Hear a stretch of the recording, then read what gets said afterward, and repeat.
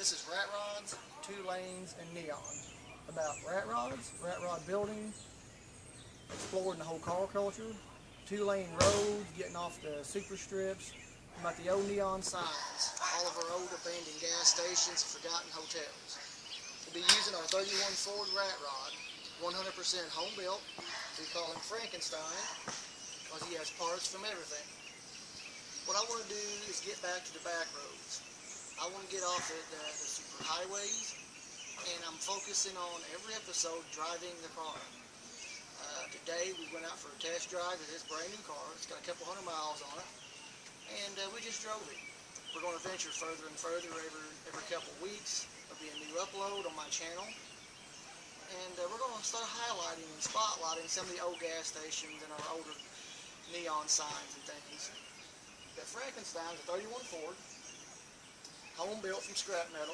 It's not a Ford body. It's a sheet metal body my son and I welded together.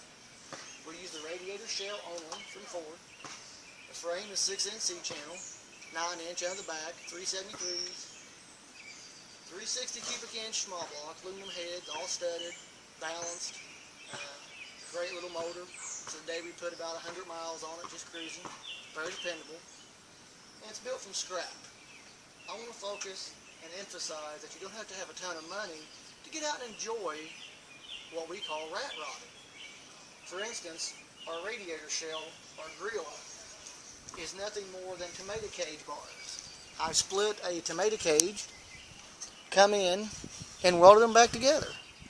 Very cheap, very simple. I had it. Our turn signals are from a Harley Davidson. You can pick them up cheap at any shop for like 15 bucks a pair. They look great. They're teardrop. I support my military 100%. I like to use military items wherever possible. We have a World War II canteen for our catch tank from WW2. We have a World War II ammunition bag that we have our ignition coil sitting inside of on our firewall. Moving to the inside, we have a early World War II hand grenade as a gear shift knob. Just some simple techniques. Weld a nut on it the same size as the thread on the shifter. It's very easy to put on.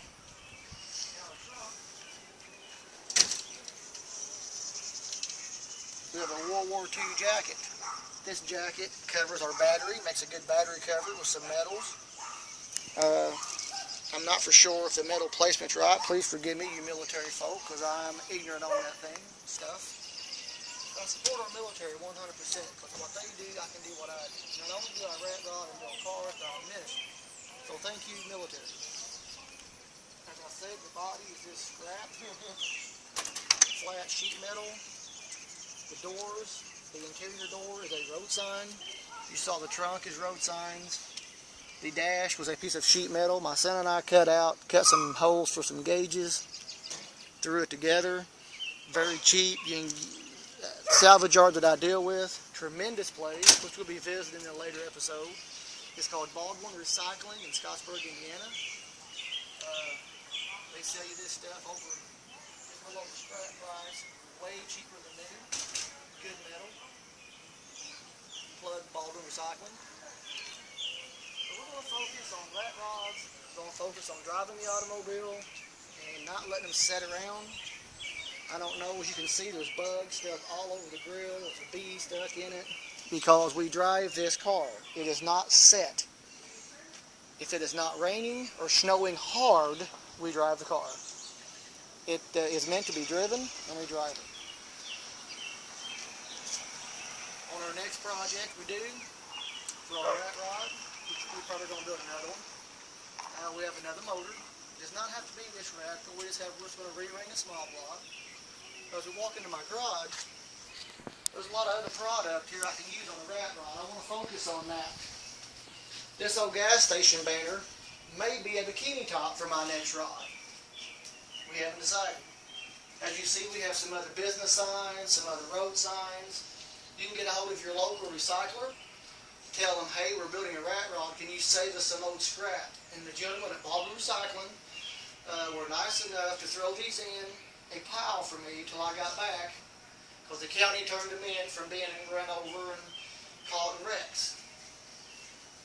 You know, we have some old oil cans.